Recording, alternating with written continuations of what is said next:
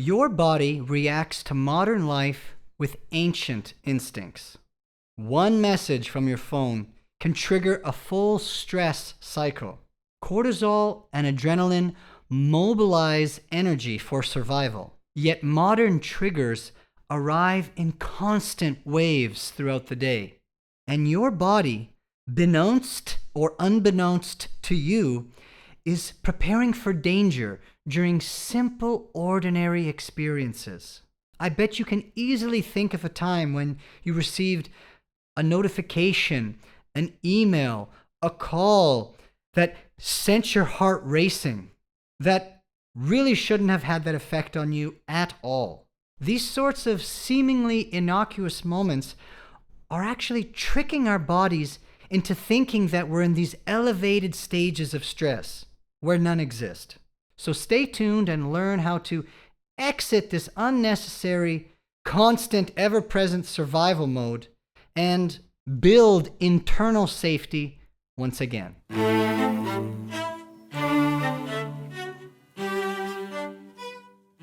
So what do cortisol and adrenaline actually do?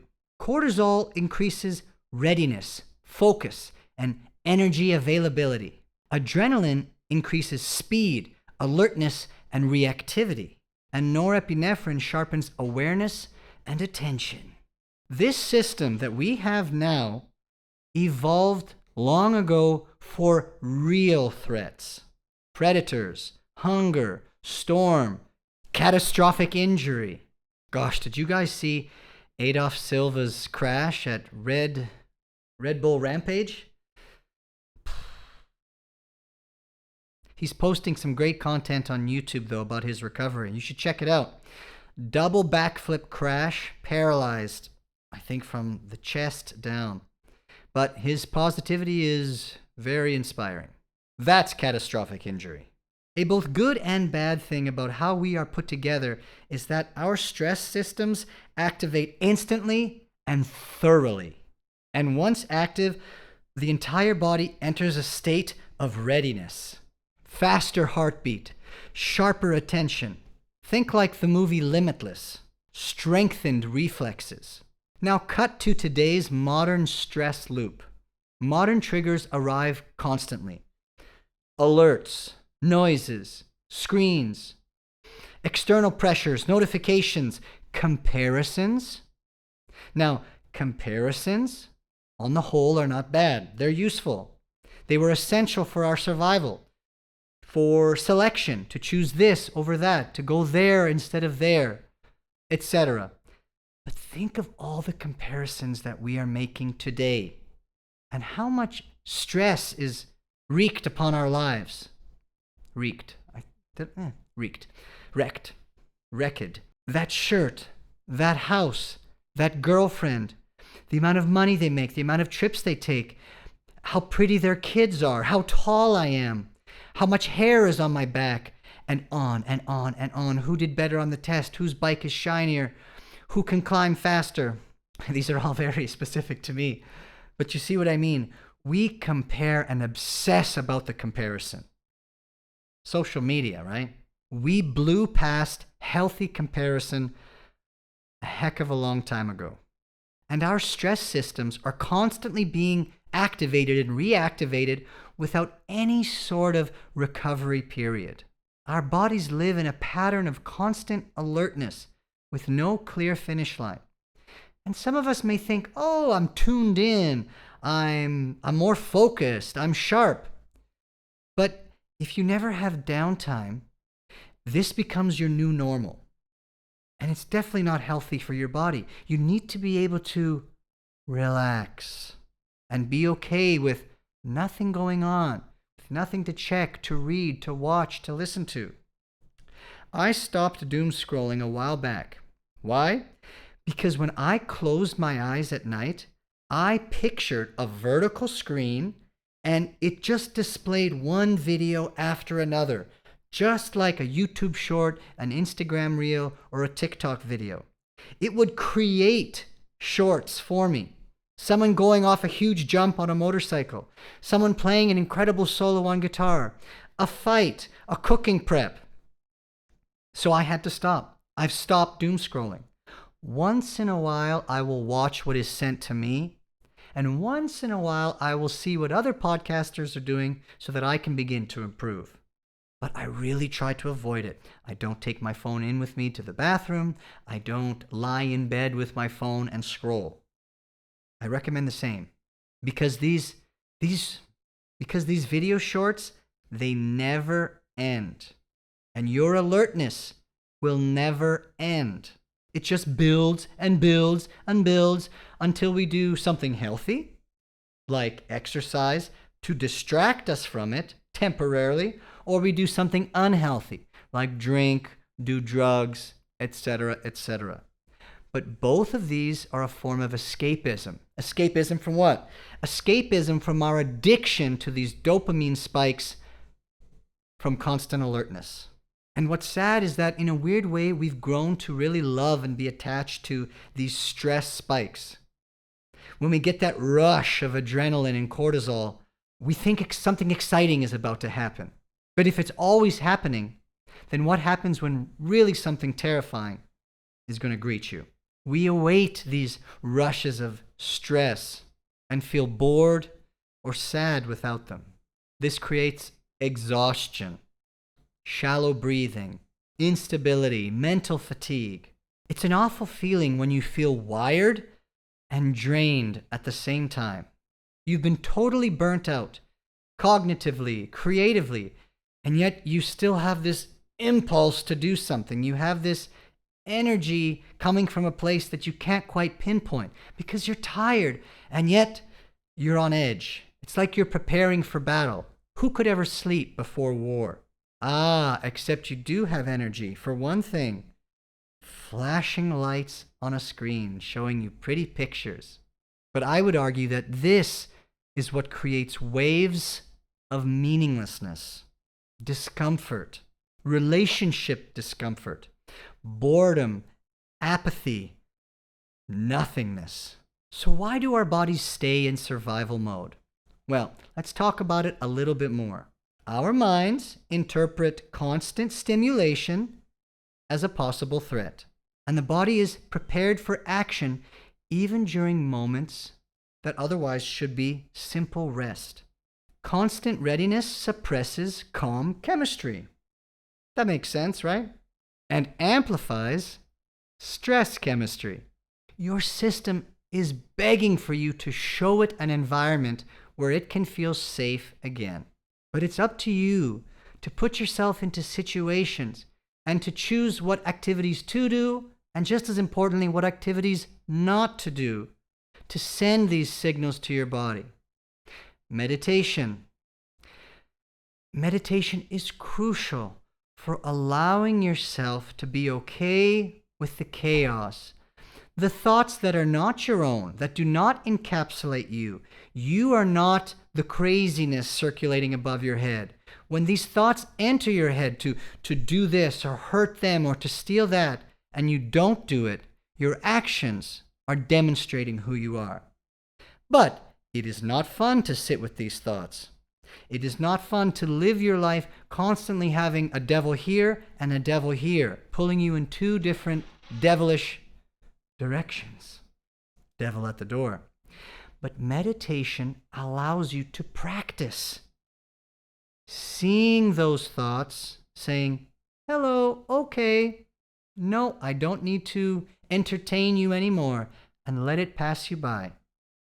During my meditation, I close my eyes and I envision myself floating through endless, empty, black space. Now, my goal is to simply float through eternal everything and nothingness. And yet, whenever a dark thought or a stress or an anxious moment or a bad memory comes into space, I imagine it as a planet or some star that I can simply just pass by. I can move away from. And maybe it comes back again and again.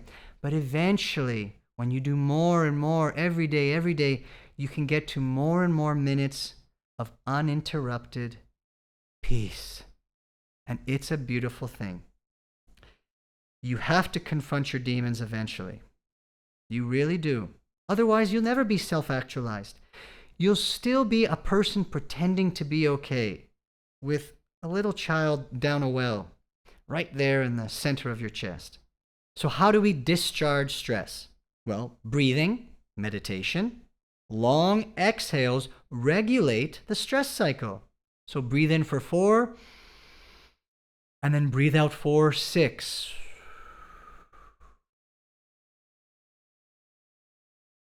When you're angry, the advice you were given as a child, take 10 deep breaths. The last thing you want to hear, but I bet if you did it, you'd feel a lot better. So just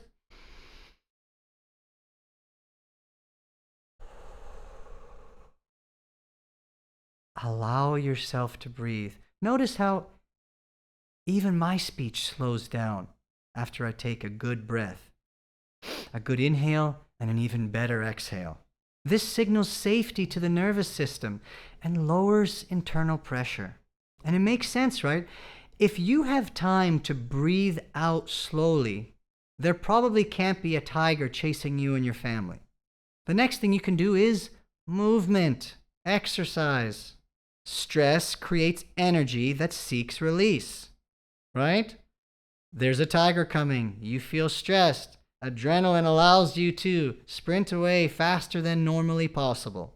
I don't know if you're a runner, but for me and anyone that does run can probably attest to there being nothing better for relieving stress than just running. Oh, it's almost like you're leaving your problems behind.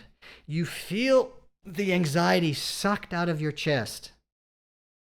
Stress your system to de-stress. Discharge your built-up stress through exercise. Thirdly, try to reduce stimulation windows. Choose moments intentionally where silence replaces any other noise. Space between inputs creates space for regulation. So what does this mean? Well, think about your typical day. Maybe choose a weekday. Wake up. Don't check your phone. Go to the bathroom. Don't check your phone. Take a shower. Don't put on music or a podcast or check your phone. When you're riding the bus, the subway, taking a taxi, try to think about what you're thinking about and see if you can rationalize it, discard it, come to terms with parts of it. When you have your meal, focus on the meal itself, on chewing and swallowing, and really what you're putting into your body. You are what you eat. Exercising. Are you at the gym with heavy metal blasting in both your ears?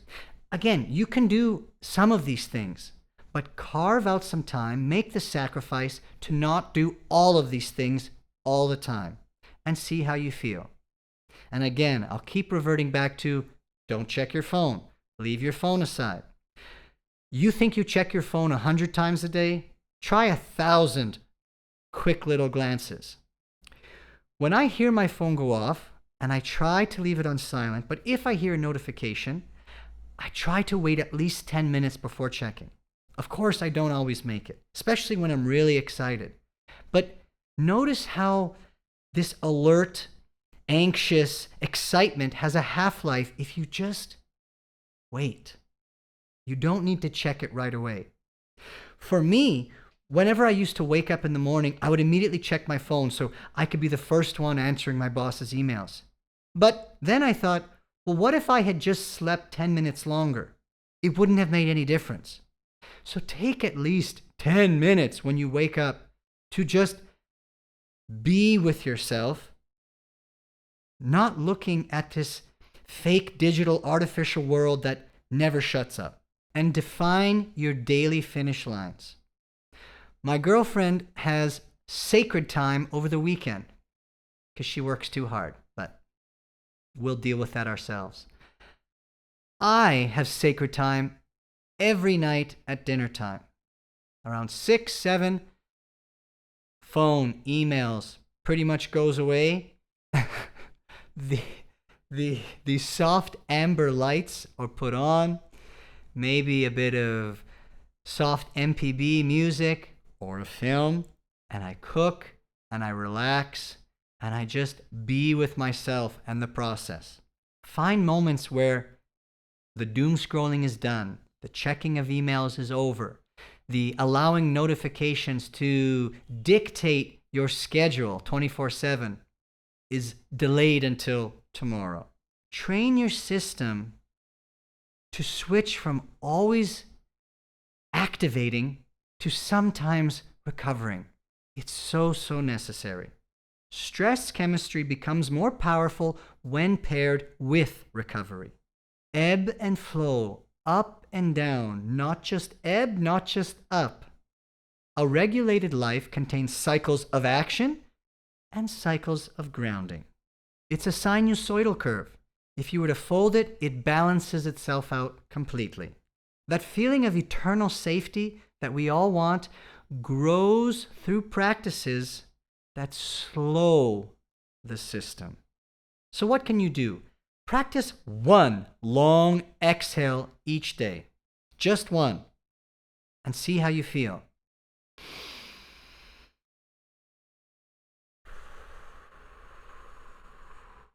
Add one movement to your post-lunch afternoon energy crash. Silence one daily habit. Bathroom, commute, exercise, walk, etc. You choose. Anchor your evening, like me, with a finish line ritual so your body knows that it's time to start slowing down. Place your mind, body, and soul in an environment that is conducive to safety. Soft light, mild temperatures, slower pace, intentional presence. Your body rises to every challenge. I think it deserves a clear path back to safety. Think about where your stress cycle activates most often, and which of your daily practices create the fastest sense of eternal safety. All right, builders, see you every Sunday. And remember, growth equals creating a life that allows your body to feel safe. Brick by brick, we'll get there. Valeu!